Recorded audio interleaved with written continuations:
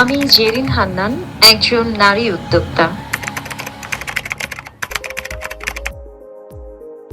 অনেকেই হয়তো এমনটা মনে করে থাকতে পারেন যে আমি অনলাইন পেজ একটা ওপেন করলেই আমি আগামীকালকে থেকেই কাজ শুরু করে দিতে পারবো। না, সেই দিন কিংবা সেই সময় কিংবা পার্সপেক্টিভ গুলো কিন্তু এখন বদলে গেছে। আমাকে যদি প্রশ্ন করা হয় যে অনলাইন উদ্যোক্তা হিসেবে আমি মার্কেট প্লেসে আসতে চাই, তাহলে আমাকে আসলে কি করতে হবে? আপনার যদি পারিবারিক সাপোর্ট না থাকে, আপনি যদি ম্যারিড হয়ে থাকেন, আমি এখানে সবার আগে বলবো আপনার হাজবেন্ডের সাপোর্ট যদি আপনার সাথে 24 আওয়ার্স মেন্টাল সাপোর্ট যদি আপনার সাথে না থাকে, তাহলে আপনি অনলাইন মার্কেট প্লেসে আসবেন না।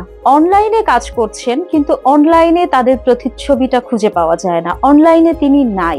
মানুষ আগে আপনার পার্সোনাল ব্র্যান্ডিংটা দেখে, মানুষ আগে আপনাকে ট্রাস্ট করতে চায়। আপনাকে যদি ট্রাস্ট করতে পারে, তখনই সে কিন্তু আপনার কোম্পানির অফিসিয়াল পেজটাতে ক্লিক করে এবং আপনার প্রোডাক্টগুলো সে ঘুরে দেখে। কারণ এখন একই প্রোডাক্টের হাজার হাজার এন্টারপ্রেনার্স আমরা অনলাইন মার্কেট প্লেসে দেখতে পাই। সো আপনি অনলাইন উদ্যোক্তা হতে চাইছেন কিন্তু আপনি অনলাইনে আসবেন না, আমি এই ব্যাপারটাকে সাপোর্ট করতে পারি না। আপনি যেভাবে আসতে স্বাচ্ছন্দ্য বোধ করেন আপনি সেভাবেই আসুন। ধারাবাহিকতার একটা ব্যাপার আছে এবং অবশ্যই অবশ্যই যে ব্যাপারটাতে আমি সবচাইতে বেশি গুরুত্ব দিই সেটা হচ্ছে লেগে থাকার মানসিকতা আপনার মধ্যে আছে কিনা। যদি না থাকে তাহলে আমি বলবো আপনি আরো একটু সময় নিন।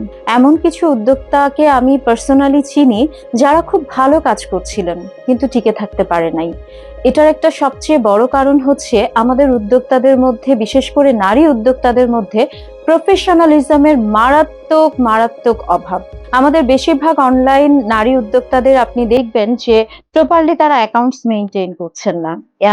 বিকাশে নগদে টাকা নিচ্ছেন কিন্তু ঘরের খরচ এবং বিজনেসের খরচ একসাথে মিলিয়ে ফেলছেন। আমাদের ফিজিক্যাল অফিস হলে আমরা যেভাবে রেগুলার অ্যাটেন্ড করতাম, আমাদের অনলাইন কাজটাকে না আমরা সেভাবে দেখতে পারি না। এটা একটা ব্যাপার। আরেকটা ইম্পর্টেন্ট ব্যাপার হচ্ছে ক্লায়েন্টের সাথে কমিউনিকেশনের ক্ষেত্রেও আমি বলবো উদ্যোক্তারা প্রফেশনালিজম দেখান না, কোনো কিছু তার ঠিক নাই। হ্যাঁ, আবার কমিটমেন্টের ক্ষেত্রেও দেখা যাচ্ছে অনেক কথা তিনি রাখতে পারছেন না, কারণ ওই যে তার বিজনেস কোনো পলিসি আসলে তার নাই, তার বিজনেসের কোনো মডেল নাই। সো মোদ্দা কথা হচ্ছে আপনার বিজনেস পলিসি না থাকলে, আপনার মধ্যে বিজনেস করবার টেন্ডেন্সি না থাকলে এবং বিজনেসটাকে মডেলের আকারে দেখে সেভাবে পরিচালনা করতে না পারলে আমার কাছে মনে হয় না যে আপনি ভালো কোনো ব্যবসায়ী হয়ে উঠতে পারবেন। সমালোচনা আমাদের মৃত্যু অবধি আমাদের নারীদের সাথে থাকবে এবং এই থাকাটাকেই স্বাভাবিকভাবে আমাদেরকে মেনে নিতে হবে। এটা যে শুধুমাত্র অনলাইন নারী উদ্যোক্তাদের ক্ষেত্রে প্রযোজ্য তা নয়। আপনি কোনো উদ্যোক্তা না হলেও, আপনি চাকরিজীবী না হলেও, আপনি যদি শুধুমাত্র গৃহিণীও হন, তবুও আপনি সমালোচনাকে কখনো পাশ কাটিয়ে যেতে পারবেন না। আপনাকে সমালোচনাটাকে অ্যাবজর্ব করবার মেন্টালিটিটা থাকতে হবে। শুভাকাঙ্ক্ষী যারা আছেন তাদের প্রতিও আমি আন্তরিকভাবে কৃতজ্ঞ। পাশাপাশি আমার সমালোচক যারা আছেন তাদের প্রতিও আমি আন্তরিকভাবে কৃতজ্ঞ, কারণ তারা সমালোচনা না করলে কিন্তু আমি আমার নিজেকে প্রুফ করবার সেই সুযোগটা তো পেতাম না। মাছের হাট বাজারে বয়সকাল তো 5 বছর হতে চললো। এই 5 বছরে আমি কত ডজন ফ্রড প্রতারক হ্যান্ডেল করেছি সেটা আমাকে হয়তো গুণে বলতে হবে, মানে অনেক অনেক। সো ঘটনাটা ছিল এরকম, ভদ্রলোক নিজেকে ডাক্তার পরিচয় দিলেন, আমার হোয়াটসঅ্যাপে উনি কল দিলেন, আমি রিসিভ করলাম। উনি নিজেকে স্কয়ার হসপিটালের একজন ডাক্তার বলে পরিচয় দিলেন এবং trust me, he was so posh, so gentle, so good. মানে বিহেভিয়ার আমি আপনাকে আসলে কিভাবে এটা বোঝাবো, রেকর্ডিংটা শোনালে বুঝতে পারতেন যে কতটা পোলাইট একজন ভদ্রলোক হতে পারেন। সে ততটাই পোলাইট ছিলেন আমার সাথে। উনি একমত হলেন যে উনি ক্যাশ অন ডেলিভারিতে প্রোডাক্ট নিবেন, কিন্তু উনি স্কয়ার হসপিটালেই প্রোডাক্টটা নেবেন। সো আমি আর কথা বাড়াই নাই, বিকজ স্কয়ার হসপিটালে উনি রিসিভ করতেই পারেন, আর যেহেতু উনি বলেছেন ক্যাশ অন ডেলিভারিতেই নিবেন, সো আমি অর্ডার প্লেস করে দিয়েছি। সাপ্লায়ার সকালবেলা মাছগুলো পেয়ে আমার ওয়্যার হাউসে পাঠিয়ে দিয়েছে। এরপর উনি টাইম দিয়েছিলেন 4টার মধ্যে। সো টাইম ওয়াইজ আমরা 3:30টার দিকে আমার ডেলিভারি বয় তার প্রোডাক্ট প্রায় 17,000 টাকার মাছ মাংস ছিল, তো সেগুলো নিয়ে স্কয়ার হসপিটালের সামনে গিয়ে যখন তাকে কল দেয় এবং সে যখন আসে রিসিভ করতে, স্কয়ার হসপিটালের ঠিক অপোজিটে ডেলিভারি বয় দাঁড়িয়ে, সে হসপিটালের ভেতরে তাকে ডাকে নাই, বললো যে আপনি রাস্তার ওই পারে দাঁড়ান, আমি আসছি। আমার ডেলিভারি বয়ের কাছ থেকে আমি যেটা জানতে পেরেছি। তো উনি যখন আসলেন তখন ডেলিভারি বয়কে বললেন যে আপনি প্রোডাক্টগুলো দেন, আমি সন্ধ্যা 7টায় বিকাশ করে দিব। যেহেতু আমার ডেলিভারি বয়কে একদম স্ট্রিক্টলি মানা করে দেওয়া যে টাকা দিবে দেন প্রোডাক্ট পাবে, আর নতুন ক্লায়েন্ট হলে তো কোনো কথাই নেই, সো সে তখন প্রোডাক্টটা দেয় নাই। সে আমাকে কল দিয়েছে যে ম্যাডাম উনি তো টাকা দিতে চাচ্ছেন পরে। তাই আমি বললাম যে নো, ভদ্রলোককে আমাকে দাও।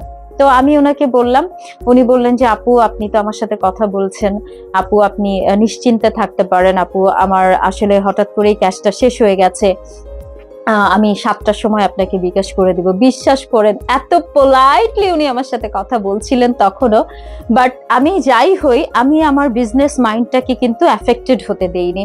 আমিও ওনাকে তখন বোঝালাম যে ভাইয়া যেহেতু আপনি আমার কোম্পানির নতুন ক্লায়েন্ট, আজকে ফার্স্ট অর্ডার দিয়েছেন এবং আমাদের পলিসি হচ্ছে যে আমরা ক্যাশ টাকা ছাড়া অথবা আপনি যদি বিকাশ করেন নগদ করেন আপনাকে ডেলিভারি বয় থাকা অবস্থায় করতে হবে, সরি ভাইয়া আপনি টাকাটা দিয়ে দেন প্রোডাক্টটা নেন। তা আমি তার কাছে ক্ষমা চেয়ে নিলাম।